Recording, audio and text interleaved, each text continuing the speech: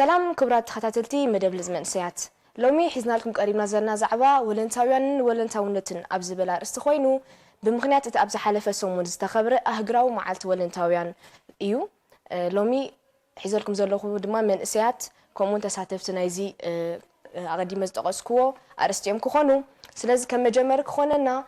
ولنتاويان وي ولنتاونت انتاي مالتي وي بخمي كنغلصو نخل ولنتاونت ምናልባት ብስተፈላለየ ኩርናዕ ክንገልጾ ንኽእል ኢና ዝተፈላለዩ ክትያ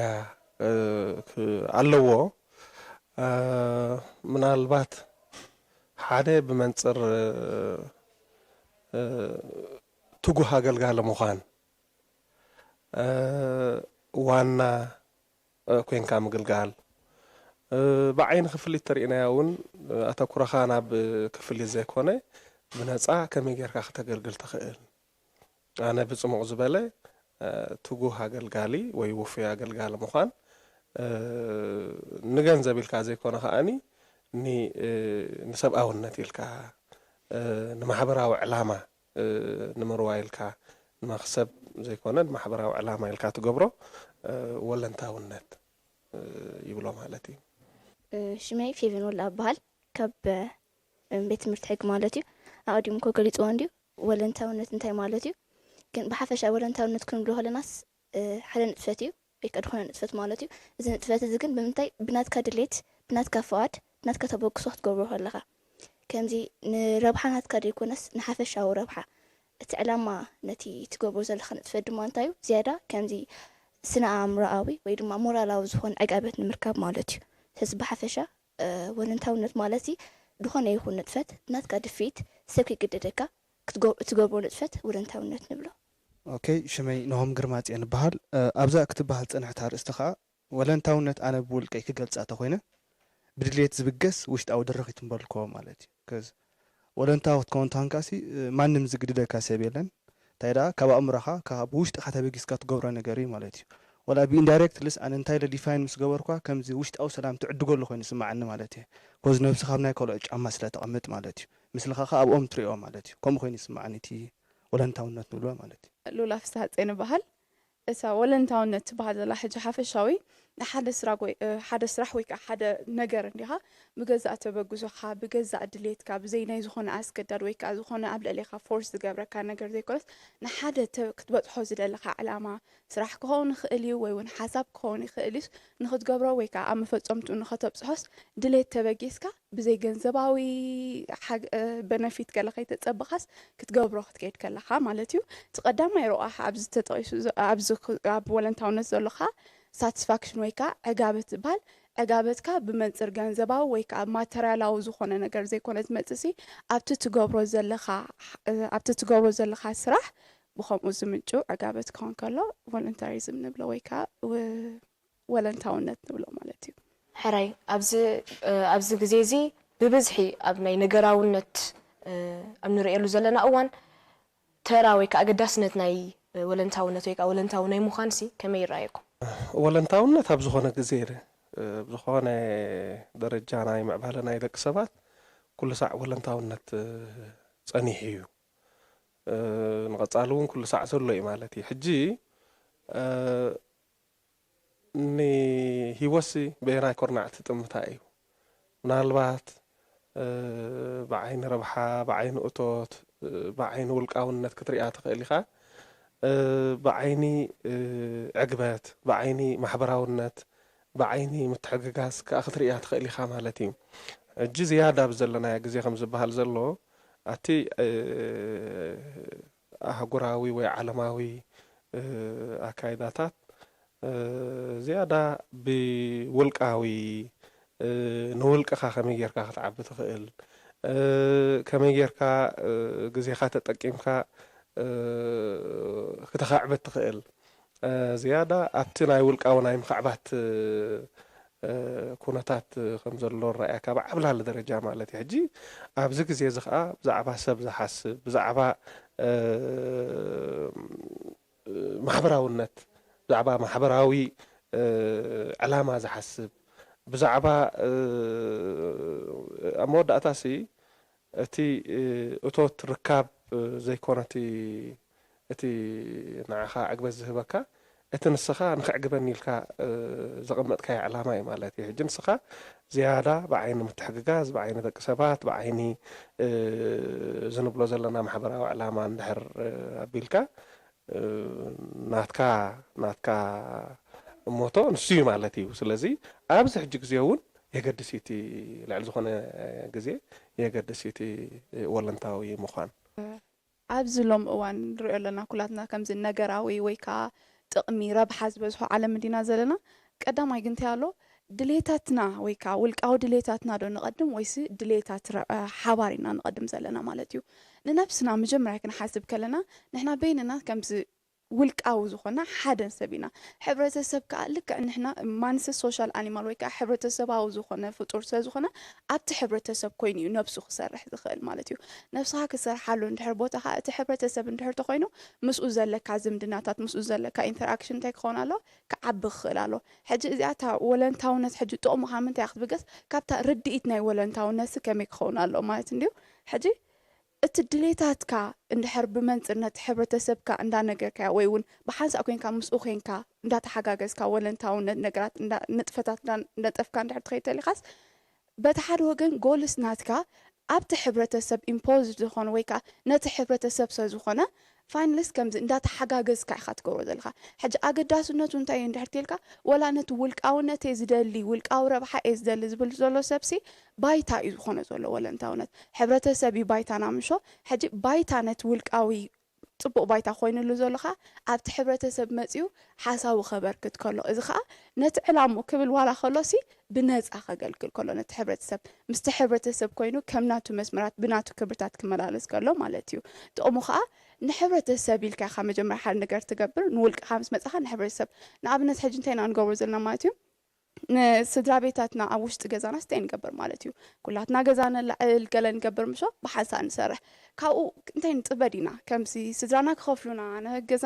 ክኸፍሉና ይፅበኒ ንምንታይ ይገብሮ እንድሕር ተኢለ ንዕኦም ልቦም ክትንክፍ ብሓንሳእ ኮይና ፋሚሊ ስለ ዝኾነ ስድራ ቤት ስለ ዝኾነ ማለት እዩ ልክዕ እዚኣ ከዓ ርድኢት ናይ ወለንታውነትካ ከመይ ማለት እያ ሓደ ውልቀ ሰብ እቲ ሕብረተሰብ ከም ናቱ ስድራ ቤት ስለ ዝኾነ ማለት ሕብረተሰብና ኣባል ስድራ ቤታትና እዮም ምሾ ልክዕ ንስድራ ቤታቱ ከም ዝገብሮ ዘሎ ኮይኑ ክርድኦሞ ሸ ብድሕሪኡ እቲ ፅቡቕ ነገር ከምቲ ንስድራኻ ኢልካ ትገብሮ ነገር ከዓ ኣብ ፅቡቕ ዘብፅሓካ ልክዕ እቲ ወለንታውነት ምዃንካ ሓሳባትካ ኣብቲ ሕብረተሰብ ኣስፊሕካ ንነፍስኻ ኢኻ መጀመርያ ትህነፅ ዘለኻ ማለት እዩ ኣነ ከም ተወሳኺ ንሂወትሲ ከምዚ ንሪኣ እምበር ኣይንሰምዓን ኢና ማለት እዩ ሕጂ እንታይ ክብል ደለየ ማለት እየ ኣብቲ ቮለንታሪ ወይ ከዓ ኣብቲ ወለንታውነት ክንመፅእ ከለና ከኣሲ እቲ ሰብ ኩሉ ግዜ ከምዚ ነገራት ኩሉ ግዜ ብኢድና ክንሕዞም ከለናስ ንኣብነት ሓደ ሰብ ሞባይል ትመፅኦሞ ንሽዑ ደስ ትብሎ ትኸውን ነተን 2-3 ወርሒ ማለት እዩ ካብ ግዜ እንታይ ትኸውን ማለት እዩ ይመንዋ ማለት እዩ ነቲ ሰብ ግን ብወለንትኡ ክብገስ ከሎ ወይ ከዓ ካብ ውሽጡ ተበጊሱ ነቲ ሰብ ክሕግዞ ከሎ ግን ደይረአ ነገር ህበሎ ማለት እዩ እቲ ደይረአ ነገር እንታይ እዩ ተየልና ሕጂ ትድጋፍ እዩ ወይ ከይተረድኦ እቲ ሰብ ወይ ከዓ ምሻሉ አንኮንዲሽናል ነቲ ሰብ ክሕግዞ ከሎ እንታይ ይብሉ ኣለኹ ምሳኻ ኣነ ናትካ እየ ኣጆኻ ምሻሉ ተስፋታት ህበሎ ማለት እዩ እቲ ደይረአ ነገር ነቲ ሰብ ክህቦ ከለካ ኮንቲኒቲ ኣለዎ ማለት እዩ ደይረአ ነገር እንታይ ተየልና ሰላም እዩ ቀዳማይ ማለት እዩ ደይረአ ነገር እንታይ ተየልና ዕጋበት እዩ ዕጋበትካ ኣብ ውሽጢ ኣደላ ኣብ ደገ ይኩነት እንደላ ማለት እዩ ደሞር ሕጂ ነቲ ውሽጢኻ ኣንቢብካ ድሌትካ ተረዲእካ ድሌት ሰብ ክትሕግዝ ከለካ ሕጂ እንታይ ይኸውን ኣሎ ማለት እዩ ሰብ ናብ ሓደ ይጠርነፍ ኣሎ ማለት እዩ ወላቲ ሕጂ ከምዚ ሓፍትና ክትብሎ ፀንሐቲ ቮለንታሪዝም እኮ ወላ ከም ካልቸር ኣብ ኤርትራውን እኮ ኣሎ እዩ ምሽ ባህልናስ ክቡር እዩ ከም ኤርትራውያን ሓቀ ካብ ጎረቤት ሓንቲ ሰብ ተሓሪሳሲ ኣዴታት ከይደን እየን ምስ ግዜ እንታይ ትገብራላ ማለት እዩ ክዳነውቲ ሓፅባላ ሓቀይ እንደ ናብ ሸውዓተ ኣውፅአንካ ብዙሕ ነገር ገብራላ ብዙሕ ስታፍ ገብራላ ማለት እዩ ካብዚ ተበጊስናሲ ኣሎ ይብገስ እዩ ወላ ካብቲ ናትና ካልቸር ተመፂና ማለት እዩ ተሴም ታይም ኣብ ሓዞን ከምኡ ቃሬጣ ክሕግዛ ከዳ ማለት እዩ ቮለንታሪ እዚ ሕጂ እንታይ እዩ ክምልስ ኣሊልና ኣይኮነን ንገብራ እንታይ ደኣ ክብሪ ናይቲ ሰብ ስለ ዘሎ ወይ ከዓ ነቲ ሰብ ከም ሰብ ስለ ዝርእይዎ እዮም ትናቶም እንታይ ከበሬታ ነቲ ሰብ ድህብዎ ማለት እዩ ሕጂ ኣብቲ ኣገዳስነት ወላ ኣብቲ ኢምፖርታንስ ናይቲ ቮለንታሪ ክንዛረብ ተኾና ከኣሲ ብሓፈሹ ከምዚ ሙሉእ ሰብ የለን ሙሉእ ሰብ ክሳብ ዘይኮና ኩላትና እንታይ ንክንገብር ዘለና ማለት እዩ ከነማላላእ ጥራሕ የደለና ማለት እዩ ንኸልብሲ ብሰንሰለት ንኣስሮ ሓቀ ሰንሰለት ከዓ ብሙሉእ እንታይ ቸይኒ ድዩ ማለት እዩ ከምዚ ኢሉ ድተሓዝ ማለት እዩ ወዲ ሰብ ከዓ ድሴም ከምኡ እዩ ማለት እዩ ከምኡ ክብገስ ተኮይንካ ከምዚ ምሻሎ ካብ ውሽጢ ክብገስ ኣለዎ ማለት እዩ ድሌት ናይቲ ሰብ ከተንበለካ ማለት እዩ ፋይናል ከዓ እቲ ሰብ ከምዚ ኣብ ሓደ ጠር ዝበዝሕ ማለት እዩ ትረኣዩ ከዓ ቬግ ወይ ከዓ ሰፊሕ ዝኾነ ጣዕምታዊ ህልዎ ይኸውን ይብል ማለት እዩ ወለንታውነት ኣዝዩ ዓብ ጥቕሚ ኣለዎ ካብቲ ብዙሕ ውሑድ ንምጥቃስ ድማ ሓደ እንታይ ኣሎ ጥምረት ኣሎ እንተ ደኣ ሰባት ብወለንትኦም ነቲ ኣድላይ ወይ ከዓ ክኸውን ኣለዎ ዝብልዎ ነገራት ተደኣ ዝገብሩ ሓልዮም ተደኣ ሓደ ሰብ ጀሚሩስ ከምዚ ቅዱስ ቅን ዝበሃል ነገር ኣሎ ሰባት ነቲ ብወለንቱ ዝጀመረ ሰብ ነቲ ዝጀመሮ ንጥፈት ሪኦም ድሕሪኡ ክስዕቡ እዮም ብሓፈሻስ ብሓደ ሰብ ዝጀመርስ ኣብቲ ሕብረተሰብ ኣዝዩ ዓብ ዝኾነ ወይ ድማ ፅቡቅ ዝኾነ ለውጢ ክመፅእ ይኽእል እዩ ማለት እዩ ካልእ እንታይ ኣሎ ወለንታውነት ካብ ዘይተፀባይነት የገላግለካ እዩ እዚ ማለት ከምዚ ንካልእ ሰብሲ እዚ ግበሮ ወይ ድማ እዚ ኣይትግበሮ ንክብለካስ ኣይትፅበን ኢኻ ዘለኻ ስለዚ ዘይተፀባይ ትኾን ኣለኻ ማለት እዩ ካልእ ድማ ምትሕግጋዝ ኣሎ እንታይ ይብሉ ሓገዝቲ ካብ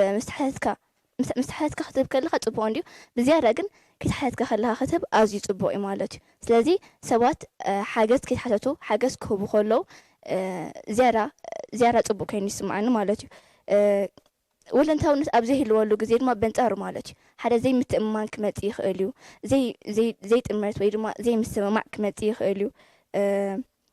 ካብኡ ዝተረፈ ከዓኒ ከምዚ ዓብ ዝኾነ ለውጢ ኣይክመፅን እዩ ማለት እዩ እምበርከስ ሓንቲ ኢድ ስበይና ትጠቃዕን እያ ተደኣ ሓደ ዓብ ዝኾነ ለውጢ ክመፅእ ኮይኑ ሰባት ተሓጋጊዞም ብሓባር ማለት እዩ ክሰርሑን ክዓይኑ እዮም ዘለዎም ዳስዋይ ድማ ተደኣ ወለንታውነት ኣሎ ኮይኑ ዓብ ለውጢ ክመፅእ እዚ ማለት ከምዚ ዝዓበየ ሳቲስፋክሽን ስነቶም ዝበዝሑ ሰባት ማለት እዩ እቲ ዝዓበየ ሳቲስፋክሽን ካብ ብመን ዝጅምር ብውልቅና እዩ ዝጅምር ማለት እዩ ዛስዋይ ሕጂ ቮለንታሪዝም ወይ ድማ ወለንታውነት ኣዝዩ ኣገዳስን ጠቃምን እዩ ወለንታዊ ንክትከውን ከ እንታይ እዩ ዘድልየካ ወለንታዊ ክትከውን ድልው ክትከውን እዩ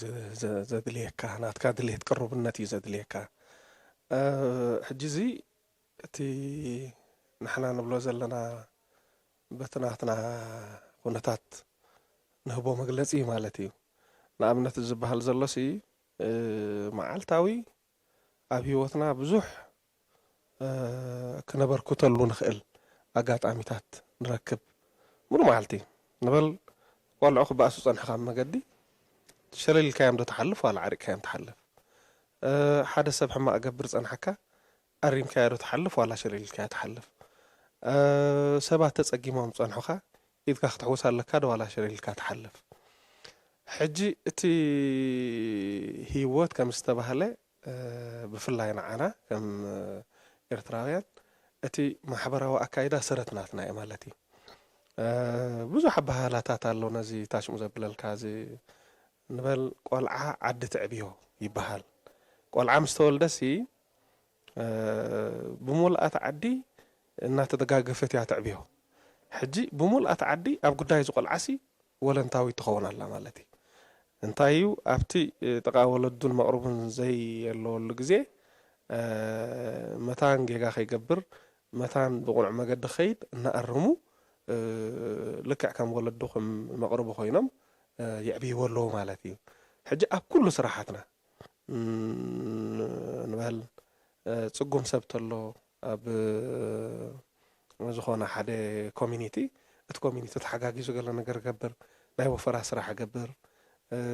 ወፈራ ኣባይ ትህነፅ ኣብ ሃገረሰብ እንድሕር ከይድና ብወፈራ ካልእ ዝተፈላለየ ኣበርክቶታት ትገብር ኢኻ ማለት እዩ ሕጂ ብደረጃ ናይ ገንዘብ ጥራሕ እንድሕር ክትሓስብ ኮንካ ነብስ ወከፍ ደቂቕናትካ ገንዘብ ስለ ትብላ ምስ ዋላ ሓደ ክረኸበካ ኣይክእልን እዩ ኣብ ናትና ባህሊ ሕጂ እዚ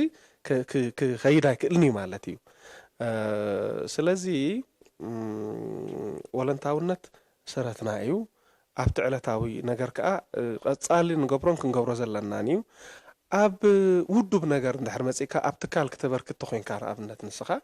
ወለንታዊ ኮይንካ ንበል ኣብ ዝተፈላለየ ከባቢታት ከም መላለይ ምስራሕ ቅድሚ ኣብ ስሩዕ ስራሕ ምእታውካ መላለይ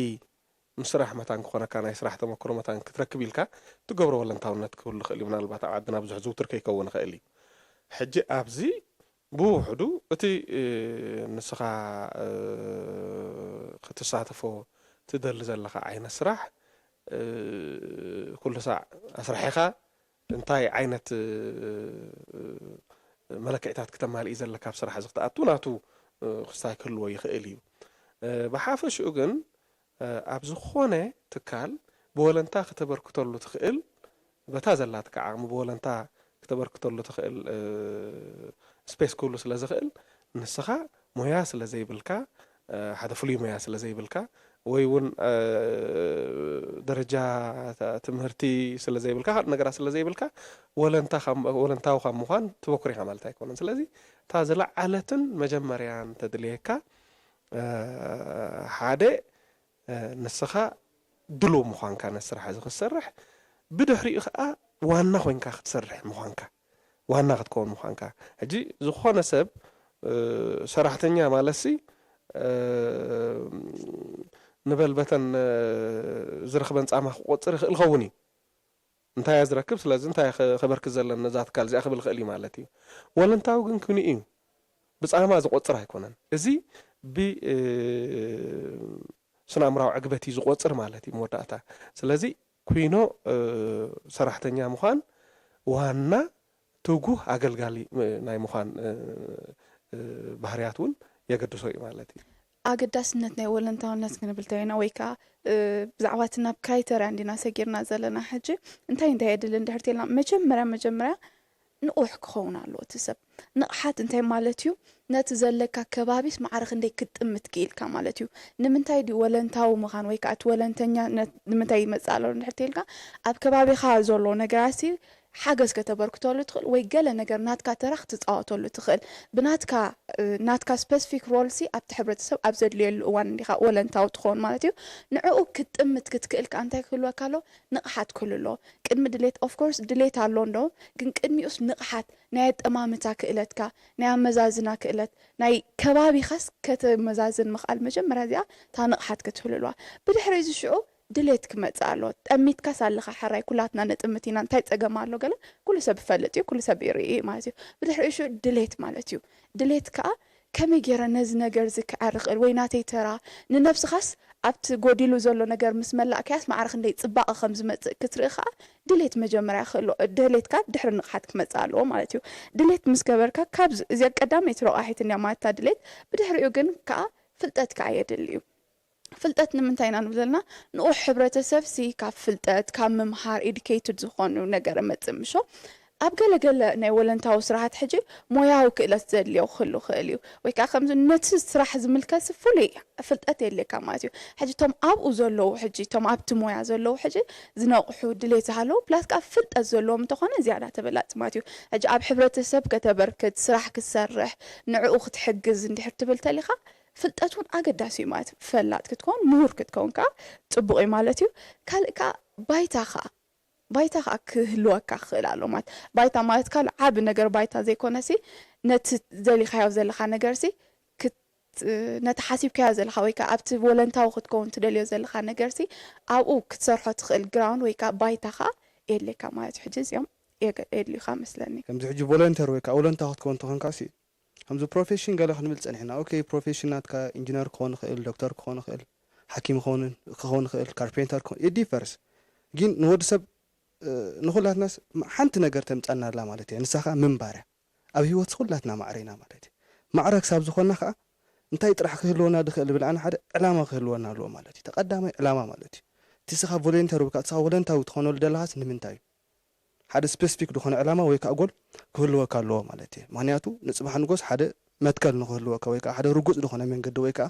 ወይ ንኽትፈሊ ማለት እዩ ካልኣይ ከምዚ ምሽ ኣሎ እቲ ወለንታዊ ክኸውን ዝደሊ ሰብ ኩሉ ግዜ ከምዚ ምሽ ማለስ ክፅበ የብሉን ማለት እዩ ከምዚ ምሽ ኣሎ ተፀባይ ክኾን የብሉ እንታይ ደኣ መዓልታዊ ከውፅእ ኣለዎ በቃ ታሁንስ ከውፅእ ኣለዎ ነቲ ሰብ ክሕግዞ ኣለዎ ከምዚ ምሽ ትገብረስ ንክግበረልካ ደይኮነሲ ከምዚ ነቲ ትደልዮ ድሌታት ንኸተማልእ ትናትካ ማለስ ኩሉ ግዜ ሲ ሰብኣዊ ዓወት ምስ ረኣኸዮ እዩ ሓጎሱ ምስ ረኣኸዮ ወይ ከዓ ምሽ ኣብቲ ዝድለ ምስ በፅሐ ትናትካ ርኺብካ ኣለኻ ማለት እዩ ሕጂ ተፀባይ ክትከውን ይብልካ ወይ ከዓ ማለስ ክትፅበ ከም ዘይብልካ ማለት እዩ ካልኣይ ኣክሰፕታንስ ቮለንተር ክትገበት ትኸይ ተለኻሲ ዲፍረንት ሲትዌሽን ከጋጥመካ ክእል እዩ ማለት እዩ በዚ ዳፍቶም ስኻ ትኸዶም ዘለኻ ማለት እዩ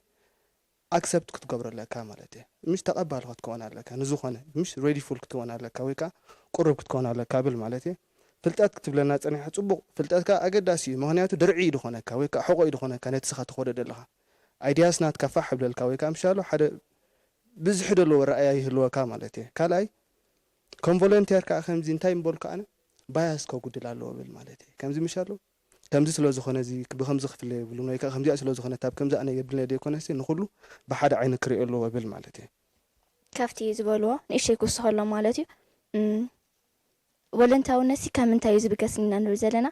ሕጂ ኣዲሞም ነጊሮም ነዮም ግን ኣነ እንታይ ምበልኩ ነይረስ ወለንታውነት ካብ ምንታይ ዝብገስ ካብ ክብሪ ፍቅሪ ናይ ገዛ እርስኻ እዩ ዝብገስ ምበልኩ እንተ ንገዛ እርስኻ ተፍቅራን ተኸብራን እንተ ደኣ ኮንካ እቲ ኣብኻ ክግበር ዝድልዩ ነገራት ኣብ ካልእ ሰብ ክግበር ወይ ድማ ክትሪኦ ኣይትደልን ኢኻ ንኣብነት ደማ ምልቃስ እንተ ደኣ ብወለንትኻ ደም ትልግስ ኣለኻስ ነፍስኻ ስለተፍቅራ ወይ ድማ ዝሓመሙ ሰባት ክትሓምም ንስኻ ስለዘይደሊ ዝሓመሙ ድማ ክትርኢ ስለዘይደሊ ኢኻ ሓቀይ ስለዚ ወለንታውነት ካብቲ ክብርን ፍቅርን ገዛእ ነፍስኻ ዝብገስ ኮይኑ ይስማዓኒ ካልኻ እንታይ ኣሎ እንታይ ገደሰንኻ ዘይምባል ከምኡ ዓይነት ባህል እንተ ደኣ ኣለካ ኮይኑ ድማ ከምዚ ብወለንተኻስ ነገራት ንክትገብር ዝተዋዒኻ ሕማቕ እንዳረኣኻ ከለኻ እንታይ ገደሰኒ ንዓይ ምልከተኒ ኢልካ ተኣትኺላ ኣለኻ እንታይ ዘርእየና እቲ ናይ ገዛ ነፍስኻስ ኣይተፍቅራን ኣለኻ ወይ ድማ ክብሪ ገዛ እርስኻ የብልካ ማለት እዩ ካልእ ድማ እንታይ ኣሎ ወለንታውነት ንክተማዕበል ዝሕግዘካ ሓደ ውሕሉልን ቅርጡውን ባህሊ ዝውንን ሕብረተሰብ እንተ ደኣ ኣለካ ኮይኑ ባይታ እዩ ዝኾነካ ባይታ እዩ ዘንጥፈልካ ንኣብነት ሕብረተሰብ ኤርትራ እንታይ ኣሎ ንኣብነት ከምዚ ተደኣ ገዛ ፈሪሱ ስድራ ቤት ዝኽታማት እንተ ደኣ ኣለዎ እንታይ ይገብሩ ብወፈራ ገይሮም ነቲ ዝዓነወ ገዛ ይሃንፅዎ ማለት እዩ ካብቲ ዝሃነፅዎ ገዛ ብዓይኒ ገንዘብ ክብሩ ይኽእልና ዝረኽብዎ ገንዘብ ቀሊል ኣይኮነን ግን እንታይ እዮም ዝጥምቱ ዝያዳስ ናብቲ ኪኖቲ ገንዘባዊ ዘሎ ረብሓ ማለት ሕውነት እዮም ዝጥምቱ ማለት እዩ ሕጂ ኣብ ክንዲ ብዓይኒ ገንዘብ ወይ ከዓ ነገራት ብዓይኒ ረብሓ ምጥማት ኪኖቲ ረብሓ ዘሎ ብዓይኒ ክትሪኦ ዘይትኽእል ግና ብገንዘብካ ክሽመት ዘይክእል ነገራት ምቁማት ድማ ቮለንታሪዝም ወይ ድማ ወለንታውነት ንክተማዕበልቲ ይሕግዘካ እዩ እንታይ ከኣሎ ካልእ ከዓኒ ውሽጥኻ ምፍታሽ ውሽጥኻ ፈቲሽካ እንታይ ኣለኒ ወይ ድማ ንዓይ ዘለኒስ ነዚ ሕብረተሰብ እዚ ድማ ዘድልዮ ካብ ኮነስ ኣነ እንተ ደኣ እንታይ ገይረ እየ ነቲ ነገራት ክፈትሖ ዝኽእል ምባል ማለት እዩ እንታይ ኣሎ ከዓኒ ኣቀዲሞም ኢሎሞ እንድዮም ክእለት ፍልጠት ሞያ ዝዓጠቐ መንእሰይ ወይ ድማ ዝዓጠቐ ሕብረተሰብ ክትከውን ከለኻ ዝያዳ ነቲ ደሊኻ ዘለኻ ነገር ክትገብሮስ ኣይትሽገርን ኢኻ ማለት እዩ ብዓብዩ ግን ተድሌት ኣሎስ መንገዲ ኣሎ ማለት እዩ እታ ቤዚክ እንታ ቀንዲ ኣገዳሲት ነገር ክትህልወና ዘለዋ ወለንታውያን ንክንከውን ድሌት ቀንዲ ክህልወና ኣለዎ ባህሊት እየ ሕራይ ኣቕዲማ ጠቂሳታ ፀኒሓ ወለንታዊ ንምዃን ባይታ ኣገዳሲ ምዃኑ ተዘራሪድና ፀኒሕና ኢና ስለዚ ንባይታ ረኺብካ እቲ ኣብ ውሽጢ ናብ ደገን ዘሎ መንእሰይ ኩሉ ብሓፈሻ ድማ ንወለንታውነት ኣብ ዝለዓለ ደረጃ ምንታን ከብፅሖ እንታይ እዩ ዘድሊ ወይ እንታይ እዩ ኣገዳስነቱ ምስ ዘለካ ተመክሮ ክተካፍለና ዳንኤል እዋ ሕጂ እንድሕር ወለንታዊ ኮይኑ ወለንታ ክኸውን ከኣተን ዝበልናየን ባህርያታት እንድሕር ከማልእ ክኢሉ ባይታ ኣሎ ሕጂ ንበል ንስኻ ኣነ ድልዋ ኣለኹ እሞ ክሰርሕ ይደሊ ኣለኹ እንተልካ ምናልባት ብስሩዕ ኣብ ትካል ኣቲኻ ንስኻ ክተበርክት ኢልካ ክትሓትት ከለኻ ኣነ ካብቲ ዘጋጥም እቲ ትካል ብክልተ ኢቱ ከም ዝቕበለካ የኸረጋግፅ ዝኽእል ማለት እዩ ንኣብነት ብወገን ማሕበር መንእሰይ ኣብ ወፃኢ ዝቕመጡ ኤርትራውያን መንእሰያት ምስ ዓዶም ምትእስሳር ክህልዎም ካብ ዝግበር ፕሮግራማት ሓደ ወለንታዊ ኣበርክቶ እዩ እዞም መንእሰያት በቲ ዘለዎም ዓቕምታት ክእለታት ከመይ ገይሮም ኣብ ዓዲ መፅኦም የበርክቱ ዝብል ሓደ ፕሮግራም ኣለና እዩ ሕጂ ኣብዚ ንሕና ንትካላት እዚ ሰብ እዚ ከምዚ ዓይነት ድሕረ ባይታ ኣለዎ ከምዚ ዓይነት ተመክሮ ኣለዎ ስለዚ በቲ ኢልዎ ዘለዎ ድሕረ ባይታን ተመክሮን ከዓ ዝያዳ ናባኹም ስለ ዝቐርብ ናባኹም ከበርክት ነቲ ኢልዎ ዘሎ ግዜ ማለት እዩ ኢልና ምስ ሓተትና ኣብ ኩሉ እቲ ንሓቶ ኣዎንታዊ ምላሽ እዩ ዝውሃበልና ማለት እዩ ብዙሓት ካብ ደገ መፅኦም የበርክቱ እዮም ዓመት ዓመት ንሕና ብወገና ንኣብነት እቲ ኣብ ካልእ ዝግበር መለክዒታት ብውሕዱ እቲ ናይ መነባብሮ ዝበሃል መሰረታዊ ወፃኢታቱ ክሽፈነሉ ኣለዎ ዝበሃል እውን ኩሉ ክእል ኢኻ ኣብ ካልእ ዝግበር ተመክሮ ኣብናትና 100 ካብ 100 ብነፃ ከበርክት እዩ ዝመፅእ ማለት እዩ እቲ ክብገስ ከሎ እዚ ካብ ነዊሕ ካብ ግዜ ሰውራ ዝጀመረ ተመክሮ እዩ ካብ ደገና መጻእካ ከመይ ጌርካ ኣብ ትነፃ ቦታታት ከይድካ መምህር ኮንካ ተገልግል ሓኪም ኮንካ ተገልግል ካልእ ኣበርክቶ ትገብር ካብ 84 ናሽዑ ማሕበር መንእሰያት ዝጀመሮ ዓብ ፕሮግራም ኣለዩ ማለት እዩ ክሳብ ሕጂ ዝቕፅል ዘሎ ሕጂ ኣብዚ እንድሕር ዝቕፅል ኣሎሲ ኩሉ ሳዕ እቲ ጠለብ እንድሕር መፂኡ ቦታ ከም ዘለዎ ጥራሕ ዘርእየካ ዘሎ ምናልባት ኣብዚ ብዙሕ ልምዲ የለን ኣነ ወለንታዊ ኮይነ ከበርክት እሞ ብድሕሪኡ በቲ ናይ ስራሕ ተመክሮ ይረክብ በቲ ከዓ ብውሕዱ ዕግበት ከዓ ይረክብ ዝብል ዳርጋ ብዝውትር ከይዳ ይትርእዮን ኢኻ ብሓፈሽኡ እቲ ዓበይቲ ፕሮግራማት ኣሎ ብወለንታ ዝኸይዳ ብዓድና ካብ መጀመርታ ጀሚርካ ማለት እዩ ባዕሉ ሰውራስ ሓደ እካብ ናይ ወለንታውያን ማለት እዩ ናፅነት ዘምፀአ ሃገራዊ ኣገልግሎት ዋላ ናይ ግቡእን ናይ መሰልን መለክዕታት ዳእተው እምበር ናይ ወለንታውያን እኩብ እዩ ዝኸውን ዘሎ ማእቶት ኣብ ክራማት ዝግበር ናይ ወለንታውያን እኩብ እዩ ዝኸውን ዘሎ ስለዚ ብዙሕ ኣሎ ብደረጃ ሕብረተሰብ ዓብይ ኣበርክቶ ዘለዎ ወለንታውያን ብውልቅን ብጉጅለን ዝሳተፍዎ ስራሓት ማለት እዩ ስለዚ ኣነቲ ተበግሶ እንድሕር ኣሎስ ባይታ ኣሎ ጥራሕ ይኽብል ዝኽእል ሓራይ ብደረጃ ውልቀ ሰባት ኢና ክንላዘብ ፀኒሕና ብእኩብ ወይ ከዓ ብውህሉል ምስቲ ናይ ሕብረተሰብ እናትና ብምትሓዝ ብፍላይ ድማ ኣብ ቁጠባ ናይታ ሃገር ኣብ 2030 ክንበፅሖ ዘለና እዞም ሸቶታት ንዘላቐ ምዕባለ ንዝብሉ ወይ ከዓ ኤስዲጂ ንብሎም ንክንበፅሕ እዚ ጉዳይ ወለንታውነት እንታይ ኣበርክቶ ወይ እንታይ ገዳስነት ኣለዎ ትብሉ ምናልባት እቲ ዝበሃል ዘሎ እዚ ሸቶታት ዘላቐ ምዕባለ መቐፀልታ ናይቲ ዝኸይፀንሐ ሸቶታት ሚልዮኒየም እዩ ሕጂ ኣተኩሮና እዚ ከዓኒ እቲ ማእከልናቱ ማሕበራዊ ዕላማታት እዩ ከመይልካ ብሓባር ካብቲ ዘሎ ደረጃ ናብ ዝበረኸ ደረጃ ክትከይድ ትኽእል ኣብ ምልቓቕ ወይ ምንጋፍ ካብ ድኽነት ይኹን ኣብ ዝሓሸ ደረጃ መነባብሮ ኣብ ምብራኽ ይኹን ኣብ ትምህርቲ ይኹን ኣብ ጥዕና ይኹን ኣብ ካልእ ዝተፈላለየ እቲ ዕላማ በብናቱ ክግለጽ ክእል እዩ ግን ብሓፈሽኡ እዚ ማሕበራዊ ዕላማታት ኮይኑ ከመይልካ ብሓባር ንቕድም ትስጉም እዩ ዓለምሲ ኣብ 2030 ከመይ ኢላ ሰጊማ ንርእያ እዩ ማለት እዩ ሕጂ ከም ኣብቲ ዝሓለፈ ኣበርክቶ ናይ ወለንታውያን ኣብዚ እውን ዓብይ እዩ ማለት እዩ ንኣብነት ኤርትራ ብደረጃ ሃገር ኣብቲ ዝሓለፈ ናይ ሚልዮኒየም ዕላማታት ኣብ ብዙሕ ዓውድታት ተዓዊታ እያ እኳ ደኣ ኣቐዲማ ተዓዊታ ማለት እዩ ካብቲ ዝተቐመጠ ግዜ እዚ ኣነ ምናልባት እቲ መፅናዕቲ ዝያዳ ሓደ ብሓደ ክትንትኖ ይኽእል ይኸውን መፅናዕቲ ተገይሩ ክትንተን ይከኣል ይኸውን ግን ብሓፈሽኡ ሕቶ ክፍሊት ገንዘብ ሕቶ ረብሓ መክሰብ ተዝኸውን ነይሩ ኤርትራ ካብ ካልእ ኣብዚ መዳይ ዝፀብለል ትብለሉ ሳይረኣየካኒ ማለት እዩ ፀብለል ክትብል ተኮይና ንዓቕሚ ሰባ ንወለንታዊ ዓቕሚ ሰባ ነቲ ዝፀንሐ ብወለንታ ብደረጃ እኩብን ብደረጃ ውልቅን ናይ ምብርካት ዘሎ ባህሊ ክብርታት ነዚ ሒዛ ጥራሕ ፀብለል ክትብል ክኢላ ማለት እዩ ሕጂ ኣብዚ ዝበሃል ዘሎ ሸቶታት ናይ ዘላቐ ምዕባለ እውን ካብቲ ብዝተረኽበ ተመክሮ ማለሲ ብዝቐልጠፈን ዝሓሸን ውፅኢት ክነምፅእ ምዃንና ዝኣመን ማለት እዩ ስለዚ ኣብዚ ከዓ ከም ኣብቲ ዝሓለፈ ኩሉ ዓውድታት ኣገዳስነት ናይ ወለንታ ኣበርክቶ ዓብይ ይኸውን ማለት እዩ ኣብዚኣስ እንታይ ትብል ኣላ ምስላስ ዝሓበረ ቅልጥም ዓጋት የብሉን ሕጂ ኣብዚኣ ፍልይቲ ዛዕባ ሕጂ ብዛዕባ እኩብ ወይ ከዓ ሓባራዊ ዝኾነ ሓባራዊ ወለንታውነት ኢና ንዛረብ ዘለና ማለት እዩ ተሓቢርካ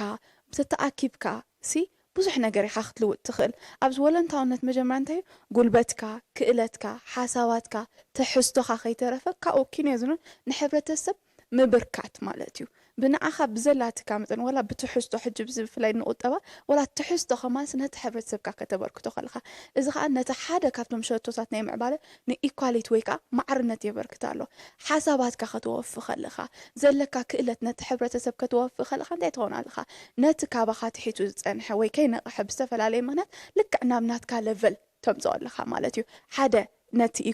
ኢኮኖሚ ከዓ እንታይ ክኸውን ኣሎ ኢኮኖሚ በቲ ሓደ ወገን ከዓ ጥሜት ወይ ከዓ ሃንገርሲ ሙግዳል እንዲ ዝበሃል ዘሎ ማለት እዩ ንጥሜት ከተጉድል ከዓ ሓኾት ኮቲልካ ትሰርሕ መጀመርያ ተሰሪሕካ ከዓ መገዲ ኣሎ ማለት እዩ ዝሰርሕ ይምህዝ እዩ ሽዑ ከዓ እንታይ ይገብር የፍሪ ማለት እዩ بخال وجن كا ولنتاونت كأن متى يحجز ما تي حدا development انت يدلي كم سمهور ويكا نقوح في التساعات أمن اسي مشوره تمكروخ أبي خاتر دحرتيلكا أبت بنت أتقلقلو الويكا كي تجدد كا أندر زخانة بريجر كسر حلو خطبل كلها ننفسها expose كتجبر خلها ويون نبت حبرة سبسي انت كتجبر خلها كتقلع خلها زيادة فلتت كابت حبرة سب شو توصل لها experience زخانة من إسيكا توزع لها ماتيو قال إذا experience نمنتها يمتقال كان تحرتيلنا innovations ويكا إذني مهازنة عقمي مالتيو مهازنة كاب زرع أخايو كاب تعزب تخاز بزح وان سلاز بقس كان تيخانا مهاز زخانة حبرة السب تسر حالها ماتيو مهاز حبرة السب مكر حبرة السب نحبرة صوبوز فلت قدلتاتون تبقى نجارون دا فلت أزخده نحبرة صوبوز يارا expose زخانة من إسين تحت تفريخا كدني خانا معبالة خطبتزح ما نمعبالة قدام ما يزلك من إسي مشو من إسي كأجدن بتنسو زبر كتوزلو فلتاتن كإلاتن إذا مثلا مشو ناز زيادة بايتا خرق بول زغل إتبايتا أبي أبت حبرة السب كوين ينبوس قبل خل حساباتو مالتيو بولكني نحن زاربت هنا حجي ما بحوارنا نزاربت لنا حجي انتي سكيبلو كم دي مفتحنا شجرسي مجمرتها مجماري ولا قعزو شح مايلاتكا بحنت قعزي أتجمع انتي بولك حجو أنا بس كمجمرتها ترى بالكونات ويكا volunteerism حجرة ويكا أني علم لها وزخونة معبالة الآخر تخينس مجمرتاس كم بقسر لنا بهالتي انتي له أني من اسي مالتي عند حقوق حجر من كركور معبالة عبيت سلت أنا كساب زخونة مجمرتا فلتت زعد أنا زين احنا حنكون لنا نندحر الشعوب موداب ويكا أني بحبار كونكا نني حبار ربحة مسرح كمتي هالي مالتي كل جزء هاني مجمرتها سرايبيت هزلا ما سرايبيت كيبلك حبر السبع تبنيها حبر السبع كيبلك هذا محاجة كتبلها تخلينها اثنين حبار لوتي ويقول ما اثنين حبار معبالة تميت متفاديو كلمة ولوت ممتاديو ترى كمتي خينس مجمرتها بتاع سرايبيت بتاع زنا عشت كفانيت حاجة كنت جمرة لنا مالتي كفرنا هالسرابي درما نشي عبي خاص ما نسيز بهالله سلزي بستخال متأنة ما نسي تباهي لزولو زيكا فلتت زعادقة زنقحة كهونا له أن نحري الشعو تي حجرة ودي ولا حوارة وزبها زولو لوطن معبالا كما تستقى ما يكلوني مالتي تي شوتات نزالق معبالين يعني بلدلنا حجي هاب سبيسيفيك اب جنرال نزاربالنا حجي مالتي ناب حدا تقرف حساويكا ناب بزح زبل كونتات ويكا من قد نخيدالنا مالتي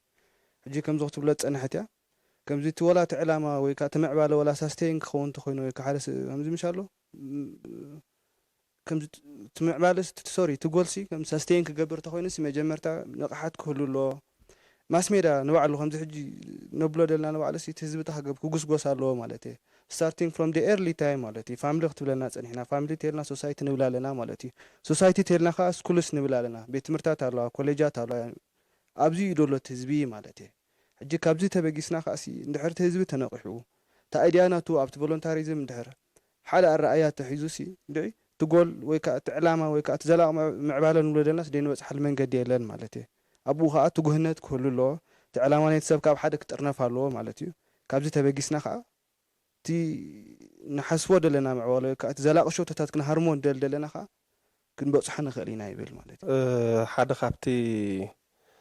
تن زبهلا زلوا بتي ناي حبار محبر من اسي حدا خابتي عندي متكلاتو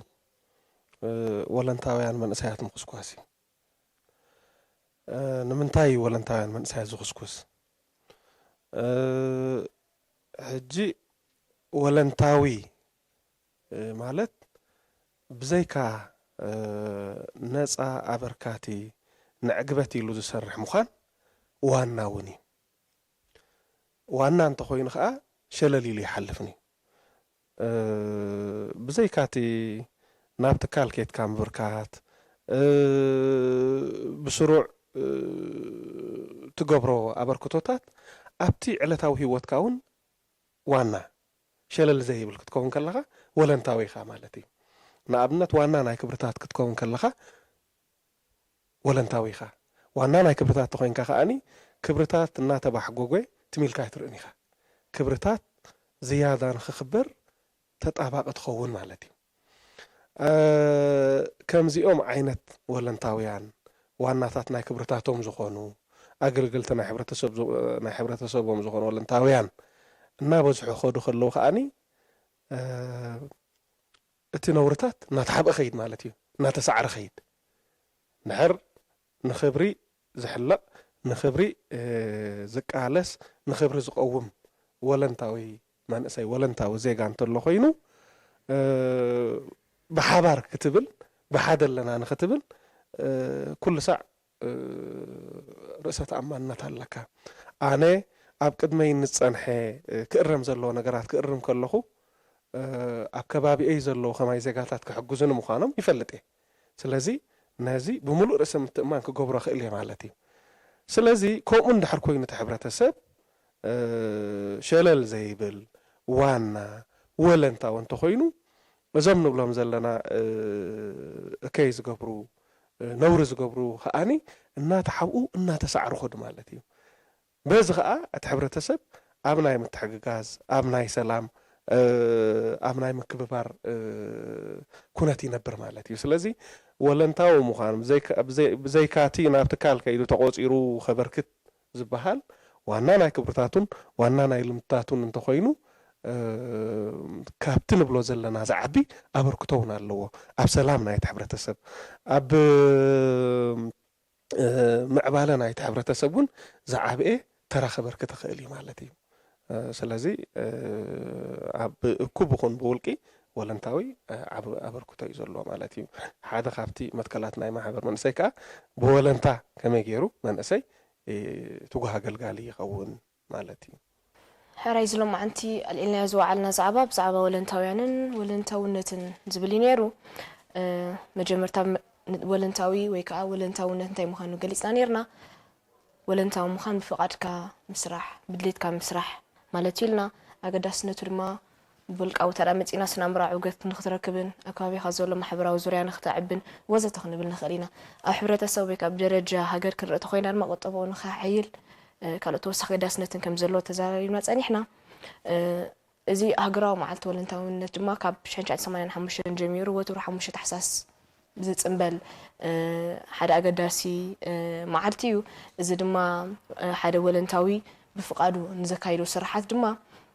ብገንዘብ ጥራይ ዘይኮነ ዝትመንሲ ብዕጋበት እውን ከም ዝተመን ተዛሪብና ንኣብነት ደም ምልጋስ ኣልዒልና ነርና እዚ ድማ ሂወት ኣድሕን ምኽኣል ስለዝኾነ ዘለዎ ብልጫ ኣዝዩ ልዑል እዩ ሓደ ወለንታዊ ንኽትከውን እውን እንታይ ነገራት ክህልወካ ወይ እንታይ ረቑሒታት ክተማልእ ኣለካ ኢልና ነርና ትቐንዲ ኣገዳሲ ነገር ድሌት ክህልወካ ኣለዎ ከምኡ ባይታ ክትረክብ እውን ኣለካ ነዚ ምስ ረኸብካ ድማ ድሉው ክትከውን ጉዱስ ክትከውን እውን ከም ዘለካ ተዘራሪብና ነርና ምስ ቁጠባ ሃገር ብምትሓዝ ብፍላይ ድማ ምዞም ሸቶታት ንዘላቐ ምዕባለ ምስ ተኣሳሰር ድማ ነቲ ውልቃዊ ሰብ ተራ ከም ዝበገስ ጌርካዮ ነቲም ሸቶታት ንኣብነት ድኽነት ንምጥፋእ ይኹን ጥሜት ንምጥፋእ ከምኡ እንተ ኣከባቢያዊ ክላይመታዊ ዝኾነ ምቅያራት እውን ንምዕቃብ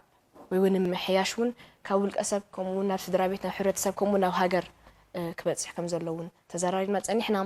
ተመክሮ ናይ ኤርትራ ድማ ካብ ሰውራ ጀሚሩ ባዕሉ ሰውራ እኩብ ናይ ወለንታውነት ምዃኑ እውን ጠቂስና ነርና ኣብ መወዳእታ ድማ ወለንታውነት ብሓደ ሰብ ጥራይ ዘይኮነ ብእኩብ እውን ብደረጃ ሃገር እውን ዓብ ለውጢ ከምፅእ ዝኽእል ሓደ ዓብ ንጥፈት ስለዝኾነ ከባቢና ንዝርከቡ ስድራ ቤትና ይኹን መሳርሕትና መሓዙትና እውን ከምኡ ኢልና ናብ ከምኡ መንገዲ ክንመርሖም ከም ዘለና ተላዚምና ፀኒሕና ስለዚ ናይ ሎም መደብና ኣብ ዝወዲእና ኣለና ሰሰናይ